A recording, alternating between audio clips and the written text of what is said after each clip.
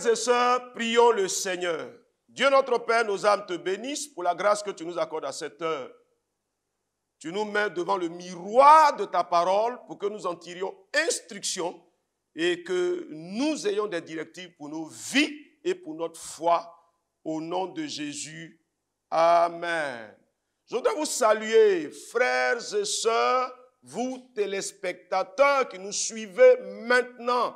C'est avec toute la joie au cœur que nous nous tenons là pour vous présenter ce message que nous voulons partager avec vous sur le thème « Au nom de l'Éternel ». Et pour cela, un verset biblique va retenir notre attention. C'est le verset de 1 Samuel chapitre 17, le verset 45. Et voici ce qui est écrit. David dit aux Philistins, « Tu marches contre moi avec l'épée, la lance et le javelot. Et moi, je marche contre toi au nom de l'Éternel des armées, du Dieu de l'armée d'Israël que tu as insulté. » Frères et sœurs, bien des défis et des challenges face auxquels nous sommes nécessitent une attitude et des actions appropriées par lesquelles nous pouvons montrer la grandeur de Dieu en qui nous avons mis notre confiance. Trop d'échecs contredisent la grandeur de l'Éternel avec lequel nous marchons pourtant. Et ici, David nous donne un exemple à suivre. Ainsi, nous engagerons ici la réflexion à partir du thème « Ainsi parle l'Éternel » en nous appuyant sur le verset 45 de 1 Samuel chapitre 17. Le premier point que nous voulons aborder avec vous, c'est Dieu cherche un homme de foi. Cet épisode de l'histoire du peuple d'Israël est bien particulier, vous en convenez avec moi. Et cet épisode mérite qu'on y porte une attention toute particulière. Une débâcle, on va dire, une humiliation dramatique qui dure pendant 40 jours sans que personne dans le camp d'Israël n'ose affronter la situation pour honorer l'Éternel face aux Philistins. Le roi Saül et toute son armée, qui pourtant ont l'Éternel pour Dieu, n'y arrivent pas. Au milieu de ce drame, un jeune homme qui n'est pas admis à aller à la guerre, puisque jusque-là, il était encore derrière les brebis. Ce jeune homme-là, envoyé par son père, apparaît sur le champ de guerre et lui, qui n'était pas admis, devient un instrument entre les mains du Seigneur. On peut se poser la question de savoir qu'est-ce qu'il fait là, ce jeune homme, qui va jusqu'à convaincre le roi Saül que lui, il va relever le défi de l'humiliation du peuple de Dieu, défi de cette humiliation qui a été imposée par Goliath, un seul individu, avec toute son armée derrière lui. Il était juste là pour prendre des nouvelles de ses frères. Il n'était pas venu pour faire la guerre.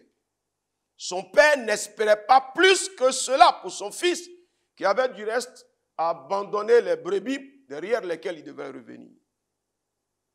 Et là, ce jeune homme, qui par un concours de circonstances se trouve face à un affront lancé au peuple de Dieu par un homme, fût-il Goliath, du haut de ses 3 mètres, de ses 6 coudées, ne peut pas accepter cette dure réalité de voir l'Éternel des armées être humilié de cette manière. Restera-t-il sans réagir?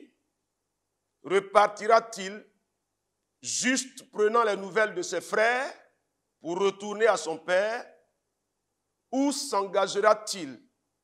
Mais on peut se poser la question de savoir, osera-t-il cet enfant qui n'est pas considéré comme un guerrier parce que n'ayant pas été invité à aller à la guerre, que fera-t-il? Que fera-t-il? Je vais donc aborder avec vous le deuxième point, s'engager et laisser Dieu agir. En parcourant le texte du chapitre 17 de 1 Samuel, nous nous retrouvons face à des difficultés qui semblent infranchissables. Et la première, c'est la grandeur, la taille et l'expérience de guerre de Goliath, le lanceur de défis, qui cherche une seule personne au milieu d'Israël qui pourra l'affronter. Le deuxième problème que nous avons, c'est le refus de s'engager. Saül est le roi, qui est roi établi par l'Éternel. L'armée d'Israël est l'armée du Dieu des cieux. Y a-t-il un problème? Dieu ne peut-il pas être une ressource pour que son peuple affronte une situation fût-il la plus difficile? Et pourtant, personne n'ose. Jour après jour, Goliath vient là, dans la vallée des Térébintes. Il lance un défi à l'armée du Dieu vivant. Personne ne réagit. Il s'en retourne. Il revient le lendemain. Et ça dure 40 jours. Il n'y a personne, par un sursaut d'orgueil, qui veuille s'engager pour Dieu. Fût-il même au péril de sa vie. Dieu ne mérite-t-il pas cela? Faut-il que le nom de l'Éternel soit de cette manière humilié? Frères et sœurs, à cette heure, il faut que nous menions la réflexion parce que beaucoup de situations de la vie deviennent des os dans la gorge. On ne peut pas avancer, on est bloqué. Goliath est là juste devant nous avec l'Éternel des armées qui est avec nous. On ne peut pas bouger, on ne peut rien faire. Faut-il que les situations restent en l'état? Faut-il que notre humiliation soit le témoignage de la fidélité de Dieu? Frères et sœurs, David, en arrivant sur le champ de guerre, vit une expérience qui le pousse alors là à refuser d'accepter ce qui est en train de se faire. Il ne peut pas accepter cela. Au point où David s'en va jusqu'à demander, que fera-t-on à celui qui vaincra ce Philistin? Certainement, au milieu de cette armée d'Israël, on ne croit pas que ce petit-là puisse oser s'engager pour cette guerre. Ce jeune homme-là, qui n'a pas encore l'expérience de la guerre, devant Goliath, le représentant de l'armée des Philistins. Et pourtant, David ira jusqu'au roi Saül. Après discours, après échange, David dira de façon ferme et de façon implacable au roi: ton serviteur a terrassé le lion et l'ours, et il en sera du Philistin de cet incirconcis comme de l'un d'eux, car il a insulté l'armée du Dieu vivant. 1 Samuel chapitre 17 verset 36. Le fait que Goliath ait insulté l'armée du Dieu vivant est le carburant qui donne à David la révolte intérieure pour relever le défi. Non, on ne peut pas accepter que Goliath, fût-il un héros de guerre, avec une expérience forte de guerre, on ne peut pas accepter qu'il ose insulter l'armée qui représente le Dieu des cieux. Dieu est trop grand pour cela. Alors, s'il n'y a personne ici, David mettra sa vie en danger. Ah! Dieu cherche un homme de foi, un homme qui s'engage. Mes frères et sœurs, au moment où nous nous regardons, vous et moi, on peut se poser la question, il va faire comment? Mais regardez, les moyens que ce jeune homme va utiliser sont plutôt atypiques. On n'a jamais vu ça. Goliath est là avec sa lance, avec son épée, avec son javelot. Mais que fera David? Ira-t-il prendre aussi une épée? Il a essayé avec Saül. Non, les tenues de guerre, l'armure de Saül est trop grande pour lui. Il ne peut pas. L'épée est trop lourde, il ne pourra pas marcher. Alors dites-moi, qu'est-ce qu'il fera? Est-ce que cet enfant a un appui sur lequel il peut se tenir? Mais regardez, David va nous surprendre. Il va aller prendre 5 pierres dans le torrent. Dites-moi, est-ce qu'on fait la guerre avec 5 pierres? Non. Mais pourquoi ce jeune homme ose-t-il choquer l'attention de tout le monde? On attend quelqu'un qui délivre Israël. On voit un jeune chasseur, comme si avec sa fronde, il allait chasser les oiseaux. Ah, chers frères et chères sœurs, il y a quelque chose à tirer pour nous là-dedans. Parce qu'on dirait que les moyens conventionnels sur lesquels on peut s'appuyer pour aller dans la guerre ne sont pas valables. Ne sont pas valables. Et David donc dira ce qui fait pour lui la base de son assurance. David dit aux Philistins, tu marches contre moi avec l'épée, la lance et le javelot. Et moi, je marche contre toi au nom de l'Éternel des armées. Ah, dites-moi, donc son âme c'est quoi? C'est l'Éternel des armées. Ah oui, David a une âme qui dépasse l'espérance de tout le monde. L'Éternel des armées. Donc s'il marche avec l'Éternel des armées, il peut prendre un caillou. L'Éternel donnera de la force à ce caillou. Et donc David, en prenant les 5 pierres, prend simplement l'Éternel des armées. Chers frères, chères sœurs, chers amis. Ah oui, avec les armes avec lesquelles nous avons combattu, on a été face à la défaite pour beaucoup. Pourquoi? Parce que la force résidait dans l'arme qu'on utilisait pour faire la guerre. La force, pour nous, la victoire, ou la garantie de la victoire résidait dans l'instrument que nous utilisions pour la guerre. Mais David choque notre attention, comme pour nous dire que ça ne dépend ni de celui qui combat, ni de quiconque d'autre, mais ça dépend de celui qui gouverne le combat. Et ici, qui gouverne le combat, c'est l'Éternel des armées.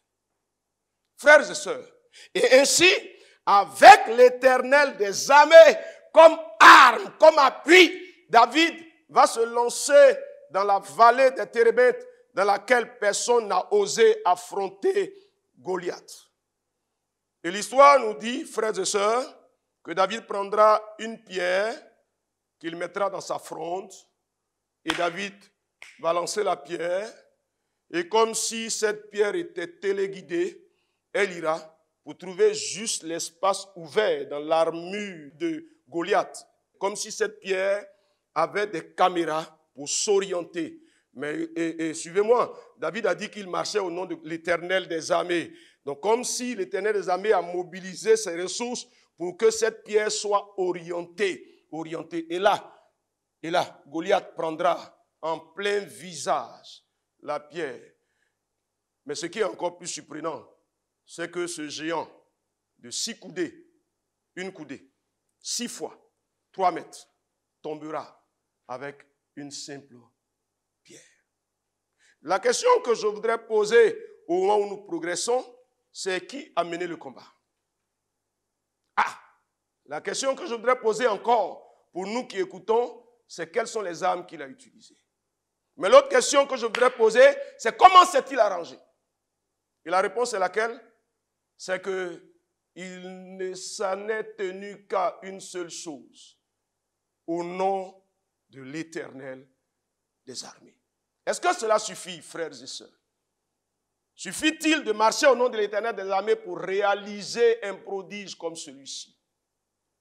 Frères et sœurs, en regardant la trame et la marche de notre échange avec vous, on peut se rendre compte d'une chose. Des exigences s'imposent à nous, reconsidérer notre position dans le combat dans lequel nous nous engageons. À reconsidérer nos appuis et nos moyens dans le combat dans lequel nous nous engageons. Il va sans dire que si quelqu'un entre dans le combat avec le sentiment de ses capacités qui pourront l'aider, il a échoué d'avance. Chers frères, aujourd'hui les échecs sont patents. L'ennemi triomphe de nous parce que on a trop de stratégies. On a trop de stratégies.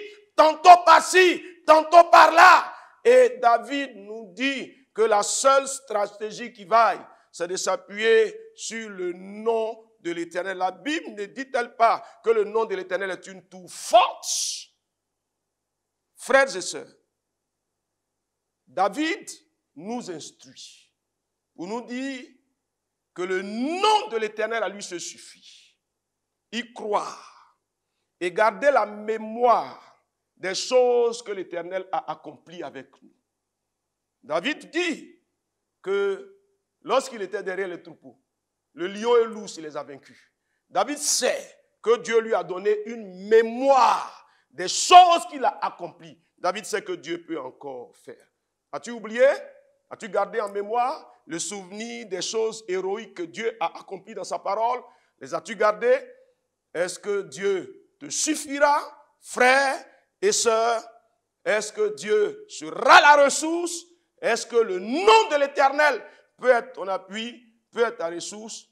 Frères et sœurs, à cette heure, que vous dit d'autres, si ce n'est de vous dire simplement que le nom de l'Éternel nous suffira certainement si nous y croyons, si nous nous y attachons et si nous marchons avec ce nom.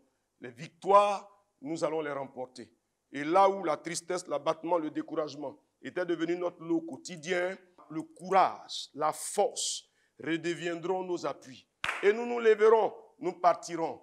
Et Dieu dans le ciel sera glorifié et les hommes auront le témoignage que nous avons un Dieu qui s'appelle l'Éternel des armées.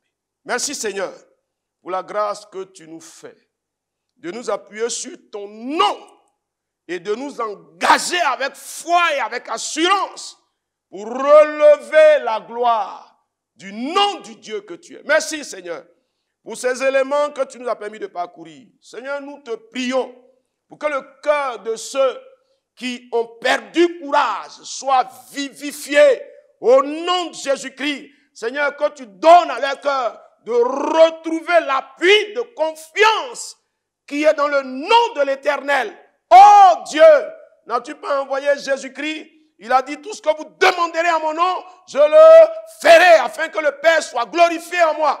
Donne-nous, Seigneur, de reconsidérer notre relation avec le nom de Jésus-Christ pour que nous appuyions sur ce nom, Seigneur. Nous nous engagions dans les batailles, nous nous engagions dans les défis, nous nous engagions dans les challenges et que nous donnions au monde de voir que Jésus est le témoin fidèle. Merci, Seigneur, pour ta fidélité et pour ta bonté. Au nom de Jésus, notre Seigneur. Amen.